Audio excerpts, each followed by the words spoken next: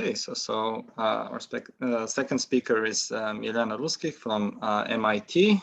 So take it away. Thank you for the introduction, and also thank you to both organizers for the organizing this event. Okay, I'm going to tell you about unifies embedding for the Daimler model, and my talk is based on joint projects which are shown on the slide. First, let me start with some generalities on the Daimler model.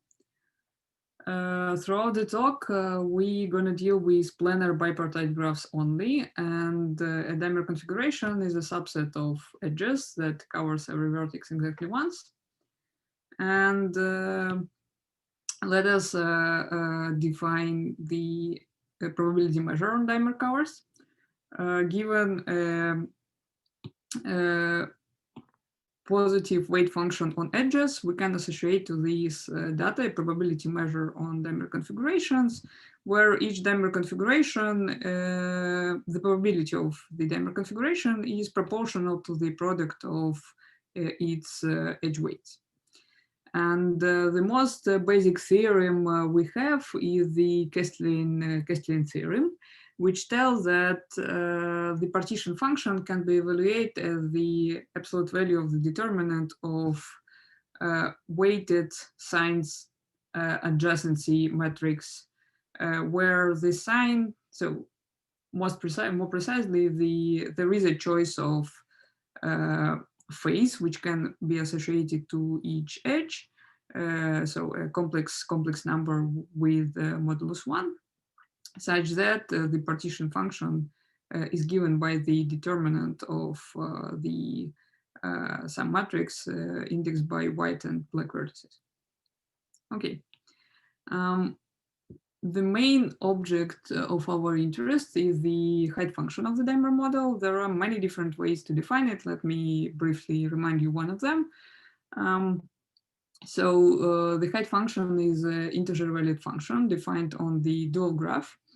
To define this, let us fix a reference configuration, a blue one on this picture, and consider the superposition of a random configuration, the orange one, with a fixed one. So then what we get is a union of loops and double edges, and those loops can be easily oriented by orienting all blue edges from white vertex to black and all orange ones from black to white. Then across a loop correspond to a change of height function by plus or minus 1, depending on the orientation of the corresponding loop. Note that the fluctuations of the height function do not depend on the choice of the reference configurations. And also this definition allows us to give a random surface interpretation for a Daimler model by considering the height function as a third coordinate.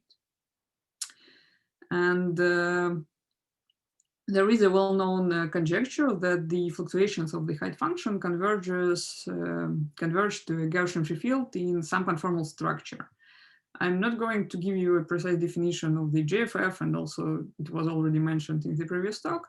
However, if you never heard about it, you can think that this is 2D analog of the Brownian bridge, or you can keep in mind this picture, which is a simulation of discrete Gaussian free field with zero boundary conditions, which approximates a continuous one. Okay, so now I am done with a short crash course to Daimler model. Let me tell you about results.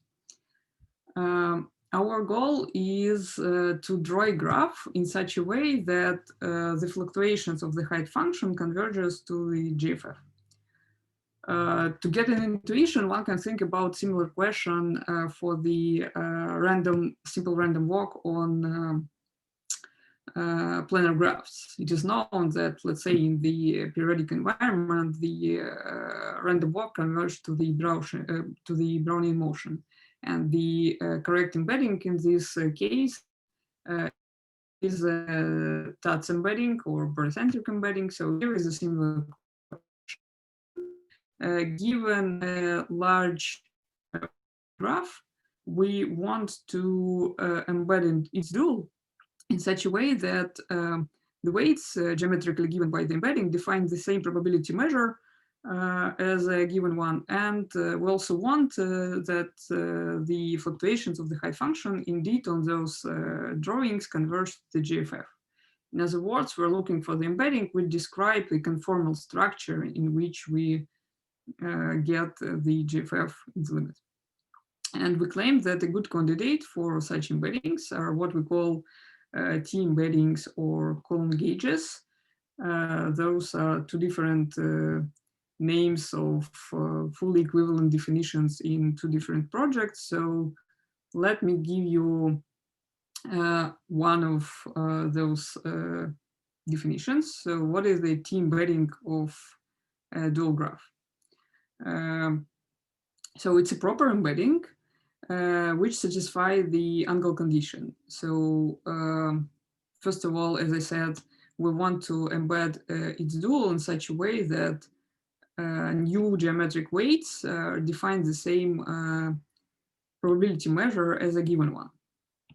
So here, the lengths of all edges of our embedding are gauge equivalent, so they define the same probability measure as given diameter weights. And the second condition is that angles at each inner vertex are balanced, which means that for each vertex, the sum of white angles around it is the same as the sum of black one, and both of them are, of course, pi. For those who are familiar with the diameter model, here is a remark that actually the angle condition is equivalent to the Kasteleyn sign condition,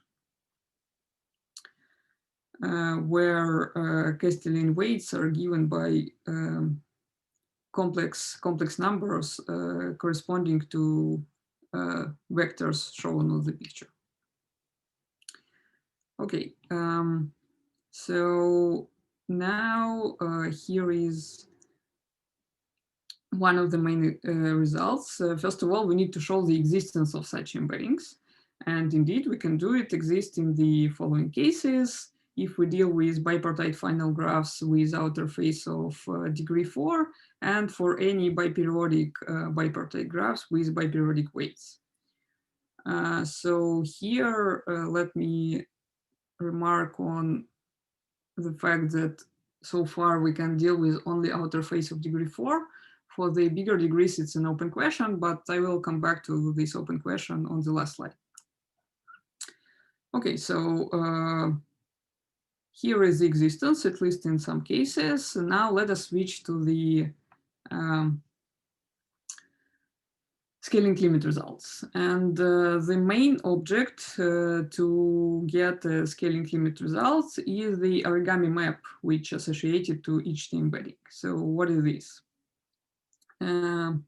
Starting with t-embedding, one can fold it along each edge of the embedding. And this procedure is consistent because of the angle condition. Angle condition guarantees us that indeed one can start with, like here is, if you can see my video, here is how the origami map of around one vertex looks like. Anyway, so just think about, like, you know, real origami, we can just fold the plane along each edge of the t-embedding. And one should think about t-embeddings as a pair of the t-embedding together with the origami map, and then the origami map can be seen as the surface in R2 plus 2. To get an intuition, one can think about two examples of the t-embedding of the just a simple segment. So we have a segment which is tiled by black and white edges, and the origami map of this segment is just the following surface in R1 plus 1, right? Okay. So we have a t-embedding and the origami map about which we want to think about some surface in R2 plus 2. And then what we can prove that under some assumptions, what are those assumptions? Assumptions on the embedding. So the first assumption is that the origami map is a Lipschitz with a constant less than 1. And the second assumption is some technical assumptions, which actually we would be happy to get rid of, but so far we cannot. So let me leave it like some technical assumption. So what we can do, we can introduce on t-embeddings discrete holomorphic functions. And under technical assumptions, which you saw on the previous slide, we can prove that those discrete holomorphic, we can prove a priori regularity of those discrete holomorphic functions. So note that one of the main tools to establish the convergence of two-dimensional lattice models to the conformal invariant scaling limits is a discrete version of potential theory and complex analysis.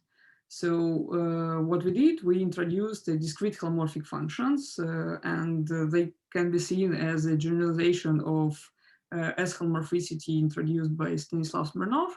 And indeed, those discrete holomorphic functions, under some assumptions, converge to its continuous counterparts. So it is a good discrete holomorphicity, which we use to show the following result. So here is the theorem, yet again, under the assumptions on a t-embedding. Let us also assume that origami map vanishes in the limit. And also we assume now that the inverse Kasteleyn matrix is uniformly bounded and that the correlations of the height function vanishes on the boundary. Then under those assumptions, we can prove the convergence of the fluctuations to the Gaussian free field. Now one can ask whether we can get rid of, let's say, those assumptions. And for example, is it always true that the origami map converges to the zero in the limit? So, and here is a partial answer for this question. First of all, no, this is not true that the origami always vanishes. For example, there is a paper by Dmitry Chelkak and Sanjay Ramassamy, which shows that in the Aztec case, the origami map has a non-trivial scaling limit, which is a minimal surface. And here is our theorem. Assume now that we also deal with the perfect t-embeddings, and that the origami map converges to a Lorentz minimum surface. Then the fluctuations of the height function converges to the Gaussian free field in the metric, in the intrinsic metric of this minimal surface. Here, first of all, what does it mean that the embedding is perfect? The embedding is perfect means that we ask some additional conditions on the boundary of the embedding in the finite case, which are the following. First of all, the outer face is a tangential polygon, maybe not convex. And then also the outgoing edges lies on the bisectors of corresponding angles. And let me... You have about 1 minute, so if you want to focus on one last thing that you want to say. Great, I'm almost done. I want to say that the existence of such perfect embeddings is still an open question, but if we assume that they exist, and we also believe that they always exist, then we can prove this theorem. And just last small comment is that the fact that the origami map is a Lorentz minimal surface in the limit, this is not easy to check. So this is, we use it as an assumption. However, it's not easy to check even in the known case where Dima and Sanjay check it. Thank you. Okay, well, thank you. So I think that we don't have enough time for a question, but if you're interested in, asking Marianna, you can go to the break room, and I'm sure she'll be happy to answer your questions there. So if the next speaker can set up their side, I'll stop the recording.